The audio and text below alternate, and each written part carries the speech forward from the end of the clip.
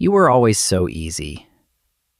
The report card was fine, the door closed softly, and adults described you with the same approving word. Good.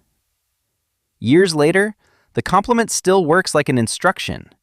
You answer the email, smooth the plan, and say you are fine before checking whether you are. Then Friday arrives, and you cannot tolerate one more friendly request. The hidden cost of being easy to approve appears when even kindness feels like another task. The crash feels confusing only because the daily performance looked so controlled. The strategy was not fake. You may have cared deeply, enjoyed helping, and felt proud of being trusted. The problem begins when goodness stops describing choices and starts requiring the absence of inconvenience. Anger must be quiet, confusion must be solved privately, and need must arrive at a convenient hour. A useful adaptation becomes exhausting when every acceptable version of you is calm, capable, and easy to manage. The cost is not kindness. It is having no permission to be complicated. A person can value harmony without making personal complexity a moral failure. Some people learn to protect relationships by reducing what they reveal. Silence can be specific to one relationship rather than a permanent personality. You may be direct with a trusted friend and instantly agreeable around someone whose disappointment feels dangerous. That difference is information. It suggests the quiet response is doing relational work. The body is not simply shy. It may be calculating which version of the truth the connection can tolerate. And the calculation itself consumes energy. Context reveals which relationships welcome a full person and which reward compliance. A need usually passes through several filters, whether it seems reasonable, whether anyone may be upset, and whether you can solve it alone. Then one final comparison arrives. Has somebody else had a harder day? By the time the request reaches your mouth, it may have been reduced to nothing. Other people see independence, while you experience a private negotiation that ends before they know it began. This is why good kid exhaustion can feel invisible. The work happens upstream, where every preference is screened for its effect on the room. Nobody can respond to a need that disappears before becoming shared information. Early responsibility does not produce one simple outcome. Research on heavier family roles describes competence, pride, coping, strain, and vulnerability in different combinations. That complexity matters because a flattering story can be as distorting as a tragic one. You may genuinely be observant and capable because of what you practiced. You may also be tired of practicing it everywhere. Keeping the skill does not require pretending the role was weightless, and naming the weight does not erase the strength. The most honest story leaves room for gratitude, grief, capability, and fatigue. Compliance can look smooth, while the body records every swallowed no. The jaw tightens during the favor, the shoulders rise during the call, and sleep gets delayed by a conversation you handled perfectly. None of these signals proves a diagnosis. They are ordinary data about capacity. Exhaustion often seems sudden because the visible yes happened quickly, while the internal cost accumulated slowly. The body has been keeping receipts for agreements the voice called effortless. A signal does not need to become a crisis before it deserves a response. The good one may approach rest with the same achievement rules. The walk needs a goal, the hobby needs progress, and the quiet weekend needs an explanation.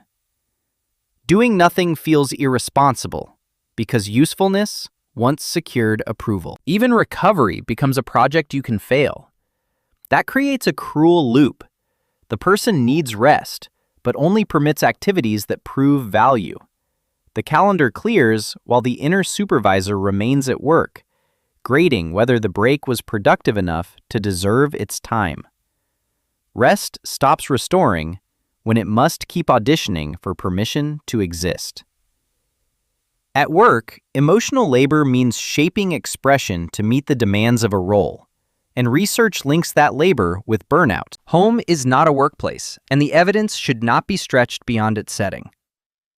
Still, the comparison clarifies something. Repeatedly displaying calm while carrying another feeling takes effort. The good employee volunteers, absorbs urgency, and stays pleasant.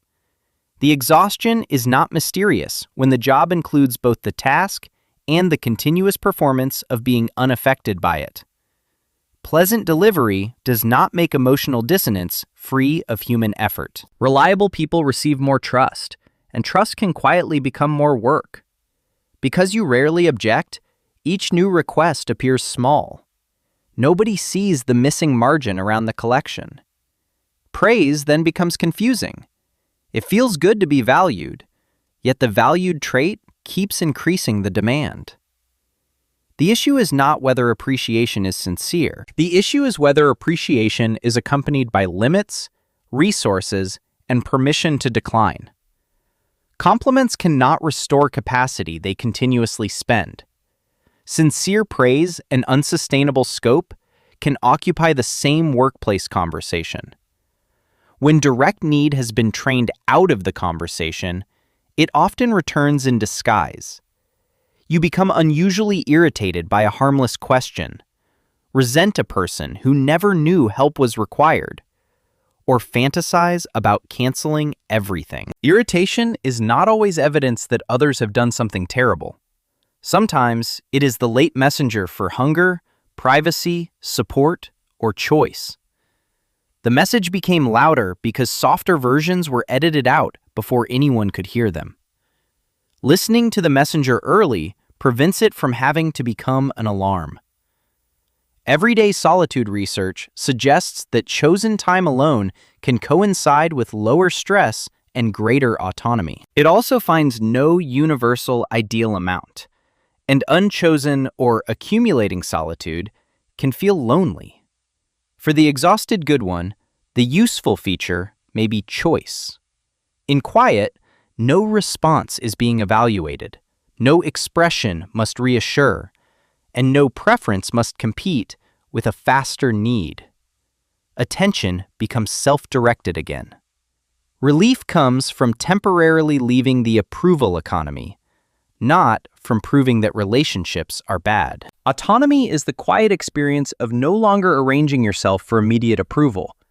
You may not know that you wanted to decline until the door closes behind you. In company, the familiar yes arrived first. In quiet, the missing answer finally becomes available. Treat that delayed no as information rather than a verdict. It may be too late to reverse every commitment, but it can shape the next one. Solitude is useful when it helps preferences return to speech, not when it becomes the only place they are allowed to exist. The recovered answer becomes useful when it travels back into the next relationship.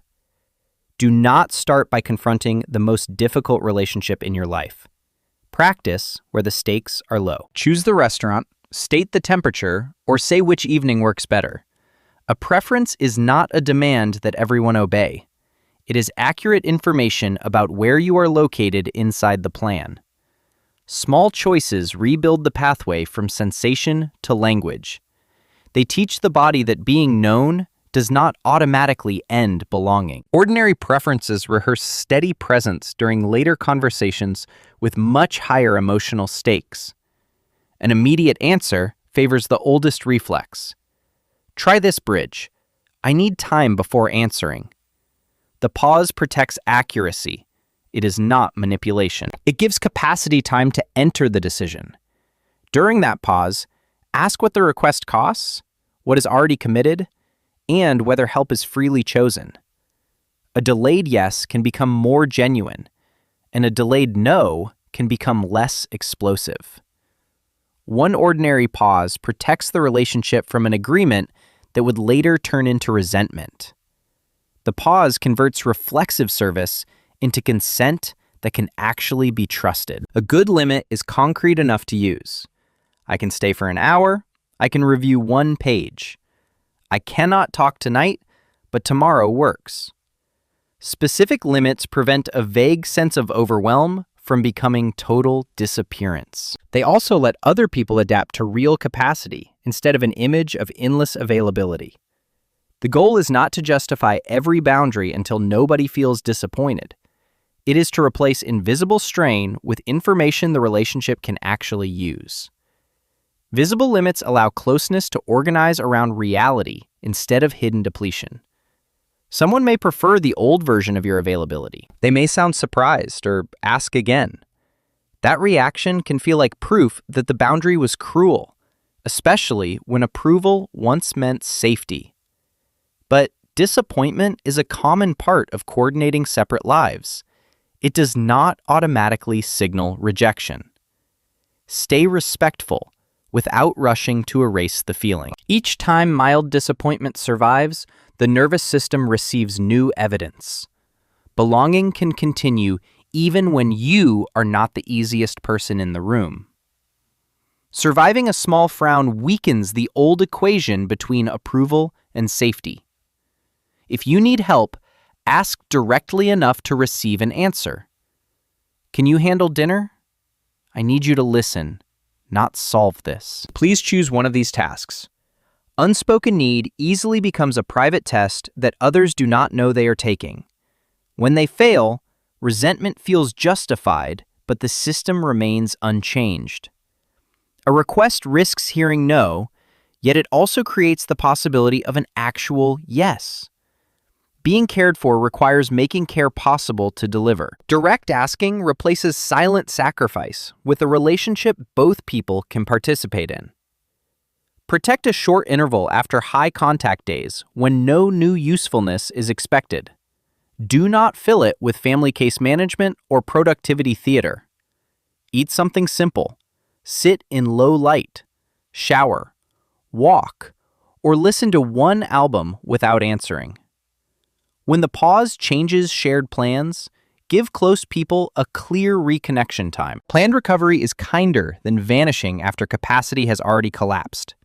It makes quiet a normal rhythm rather than a dramatic reaction to everyone you love.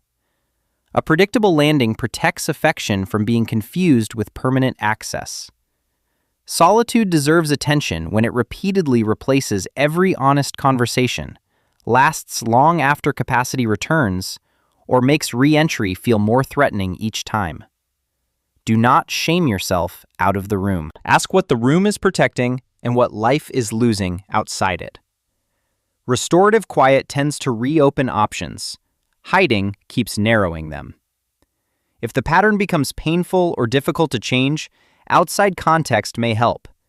Consider someone you trust or an appropriate mental health professional without turning a general video into a diagnosis. The direction after solitude matters more than whether the door was briefly closed. The goal is simple. Remain visible. It is to stop using goodness as proof that you need nothing. Kindness is more sustainable when it can include a no, a preference, a request, and a period of quiet. The cost planted in the opening was not morality, it was permanent self-removal. When you return from rest with accurate information, care becomes chosen again. You can be considerate without being frictionless, dependable without being endlessly available, and loved without performing exhaustion as ease. Kindness becomes durable when the kind person remains visible inside the act.